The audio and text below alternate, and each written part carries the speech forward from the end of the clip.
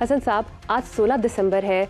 दो बड़े कौमी सानियात का स्याह तरीन दिन है। जितना अफसोस किया जाए कम है। क्या कहेंगे इस पर? आज है 16 दिसंबर। मुझे नहीं समझ कि मैं इसको, इस तारीख को कैसे याद रखूं।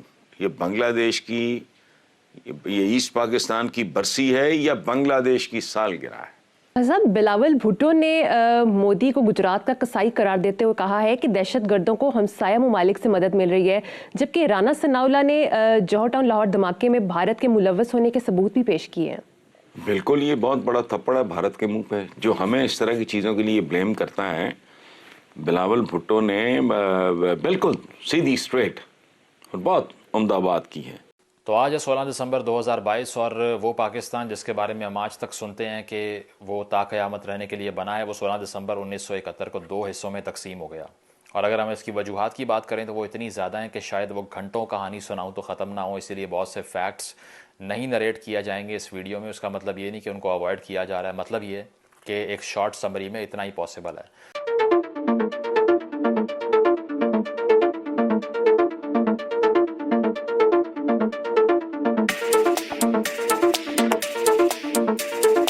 मैंने क्या कहना, मुझे सुबह से ही ना एक अजीब तरह का डिप्रेशन है, बहुत ज़्यादा डिप्रेशन है, थोड़ा सा नहीं। हमारे जो कैमरामैन हैं ये भी कह रहे थे। देखो, ये एक तो वो हादसा एपीएस वाला, एक मुल्क का टूटना, ये इनसे ज़्यादा भयानक वारदातें किसी भी कौम, किसी भी फ़र्द के साथ क्या हो सकती हैं। देखो, मेरी नस्ल जो है वो खुश नसीबी और बदनसीबी का हैरत अंगेज़ मजमूआ है। खुश नसीबी ये कि जब पाकिस्तान बना हम लोग नहीं थे, मेरी बहुत बात की पैदाइश है, तो हमने वो तबाही, वो बर्बादी, वो ज़िल्लत माँओं के पेट से निकाल के बच्चे जिन्होंने अभी जन्म भी नहीं लिया था उनको कृपानों पे उछाल दिया गया, वो नहीं देखी।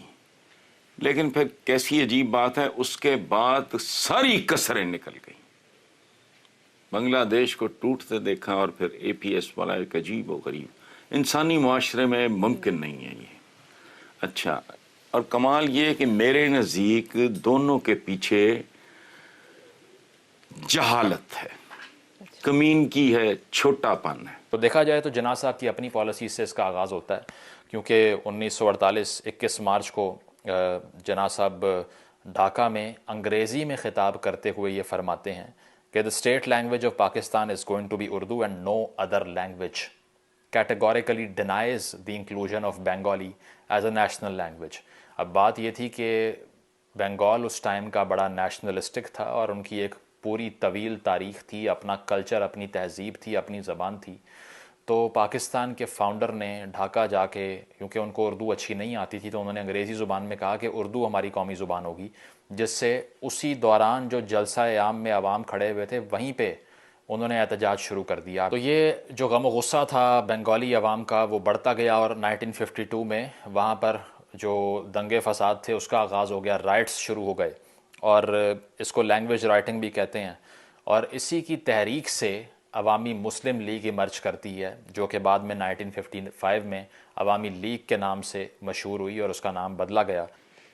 मशरक़ी पाकिस्तान का बांग्लादेश बनना वो हमारी अशराफिया का कारनामा था। मुजीबुर रहमान वो आदमी था, जानिसार था, मुस्लिम लीग का दर दर जाके उसने वोट मांगे, नतीजा क्या निकला। अच्छा, वो हमारी सो कॉल्ड अशराफ जो है, अशराफिया जिसे कहते हैं, इनकी खबासत और इनकी जहालत थी। कम ज़र्फ लोग हैं, ये सब कुछ, ये वो तबका है जो सब कुछ तबाह कर सकता है, खुद तब्दील नहीं हो सकता, तबाह कर सकता है। तो उनका बेसिकली 103 टके दें तो $1 मिलता है, हम 224 रुपए दें तो $1 मिलता है। ये औकात है हमारी। मोहम्मद अली बोगरा जो कि उस वक्त के पाकिस्तान के रहनुमा थे, तो उन्होंने 1954 में 1 यूनिट की तश्कील का आगाज़ किया, 55 में ये इम्प्लीमेंट हो गया।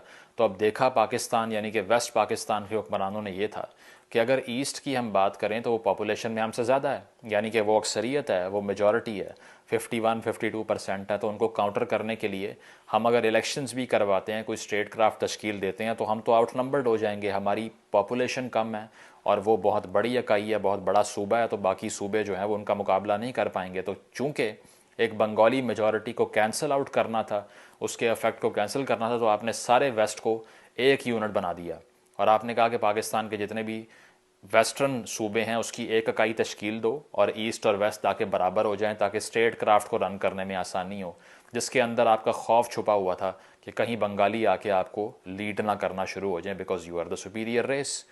तो 1 यूनिट की पहली गलती 1955 में होती है, जिसके बाद अयूब साहब टेक ओवर करते हैं और सदारती निज़ाम का आगाज़ हो जाता है।